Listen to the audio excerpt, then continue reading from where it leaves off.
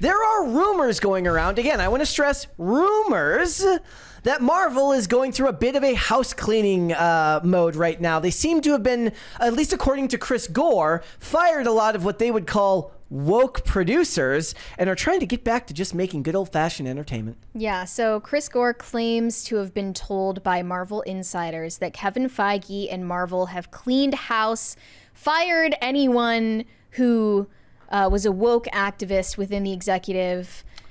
He said, I do know people who work at Marvel. They have cleaned house. Quietly, months ago, they fired all the producers that could be labeled activist. But that's not the same situation for Lucasfilm. He says Lucasfilm is lost. They're doubling down on all the nonsense. You will never get anything good out of Lucasfilm and Star Wars. That's it. But Kevin Feige recognizes basically, we tried it. It didn't work. Okay. He's talking about Phase 4. It didn't work. No Kang, none of these side characters that don't have the legacy of classic characters. And if Deadpool and Wolverine proves anything, you've heard the phrase, male and pale is stale. That was spoken aloud across studios.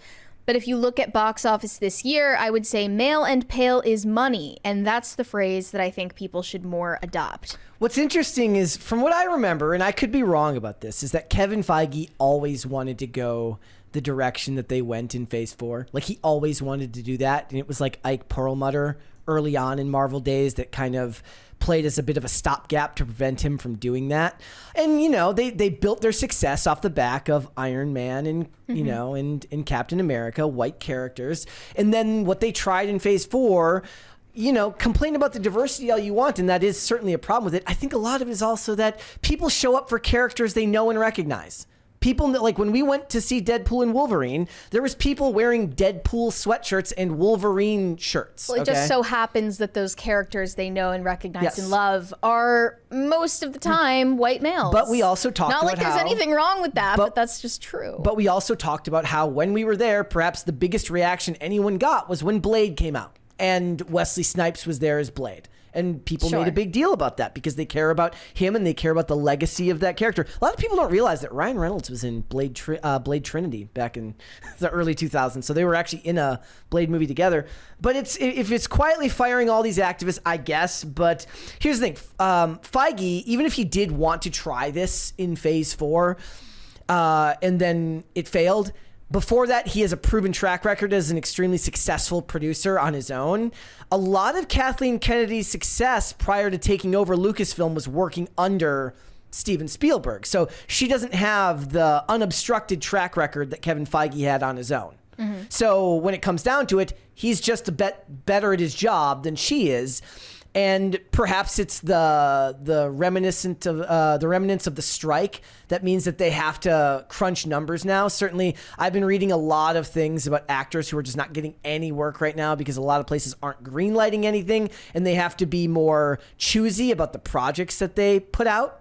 So they're not willing to take the risks they were several years ago. That could change in the next year because Disney is having a bit of a banner year with the success of Inside Out and Deadpool, because Deadpool just crossed, I think, 824 million as of Sunday, and it's going to hit $1 billion very, very quickly. It had a $97 million weekend this past weekend in its second weekend, which means it did better in its second weekend than most films could hope to get in their first. I think I saw a headline that they actually did surpass The Passion of the Christ in domestic box office. It says it's the 6th biggest domestic opening of all time among any film, 4th biggest Hollywood superhero opening, biggest R-rated opening both domestically and globally, biggest July opening of all time domestically, biggest domestic opening since Spider-Man No Way Home in 2021. And that's what this movie feels like to me, is it feels like Spider-Man No Way Home, which had infinite interest from the general public, you know, normies, people that go to the movies to see the big characters that people know,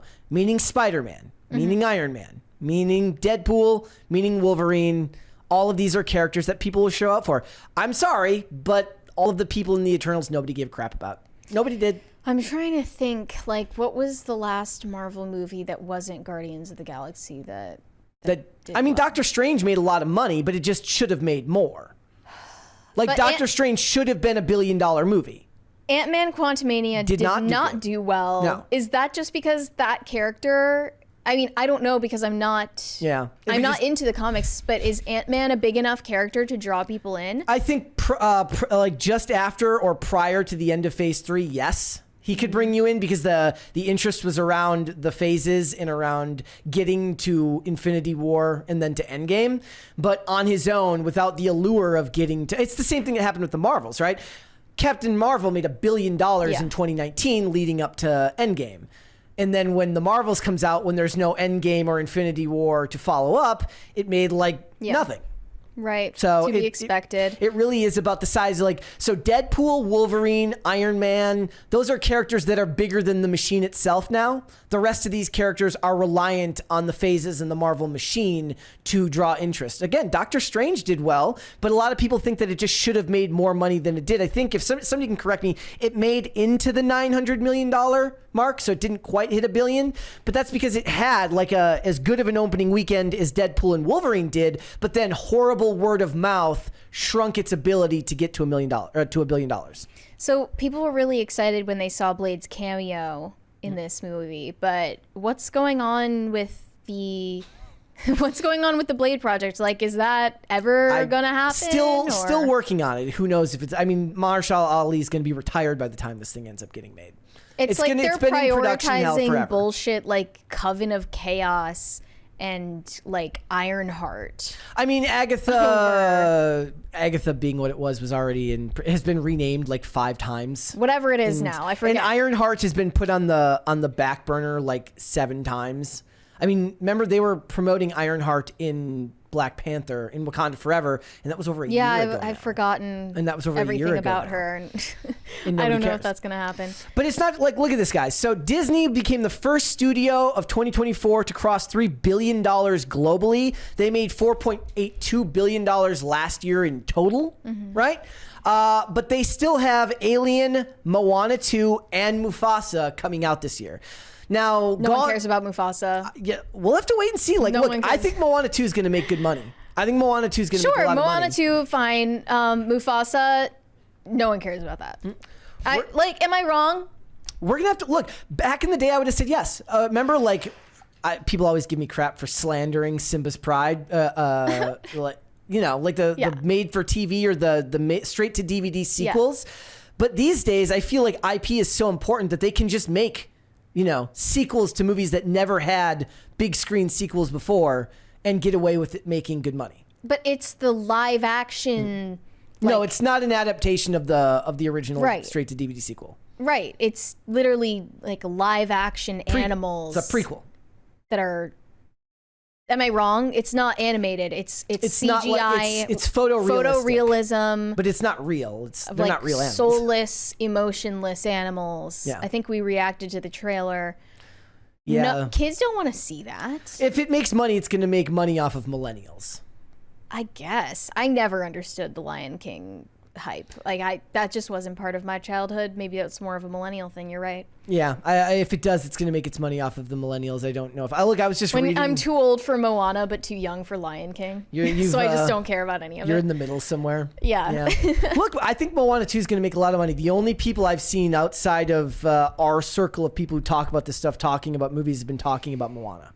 Yeah, I told you I was on a plane and I heard this woman talking about Moana 2 and that she was really excited to see it. I saw multiple people at the store the other day wearing like Moana shirts. So yeah, it's a thing. We'll have to wait and see if that ends up making its money. But it looks like they should make like a Lilo and Stitch Moana crossover movie. Well, we're 7 months into the year, so they've still got plenty of time to cross what they made last year. Yeah. So I think that they will. Yeah. I wouldn't be surprised if Moana 2 ended up making close to $1 billion. It was a rough year for them last year, and the year before that, and the year before that, but they're back. Thanks for watching. Listen to full episodes of Pop Culture Crisis on Spotify. Keep up with us on social media and make sure you subscribe and ring that bell so you never miss the show. Bye, guys.